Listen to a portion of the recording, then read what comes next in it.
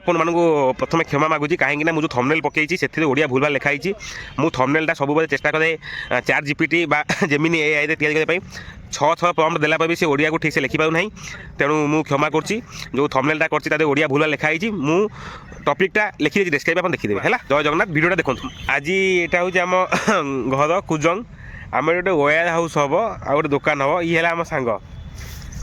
ଇଏ ସକାଳେ ଆଜି ଯୁକ୍ତି କଲା ଆପଣଙ୍କୁ କହୁଛି कि आउ कम दिन सब्सिडी चलो जो सब्सिडी दिहर 60,000 टका सब्सिडी ओडिशा गवर्नमेंट दौर कम दिन चलो सी जन भाई सी कहले कि ओडिशा 5 लाख लोक लगे सारे जो 60,000 स्कीम अंडर 5,000 लोक लगे सारे तेनाली सब्सिडी बहुत कम दिन चलो सी भी सोलार कर निजस्व भेंडरसी भी अच्छी आम खुशी लगे जगतसिंहपुर जिला गोटे जगह पाखापाखि अध किलोमीटर डिस्टेंस भर 2टा भेंडर आईडी अच्छी मुझे ना भाई बहुत दिन चलो पाखापाखि 1.5 वर्ष खंडे चलो कहले नाई नाई तुम जानना टीपीसी होटेल कहीदेची कि बहुत कम दिन चलो 60,000 टका तुम जिते शीघ्र लोक प्री बुकिंग कर लगे दियो मुझे भाई ये गोटे इनभेस्टमेंट तरतर हवा किसी दरकार ना आ पाखापाखि वर्षे 1.5 वर्ष चलो ये भाई भी समर्थन देले कल तुम जानी ना सी देखी मुझे ठीक अच्छे भाई मुझे सविशेष भिड आनी आप देखिए मु सियोर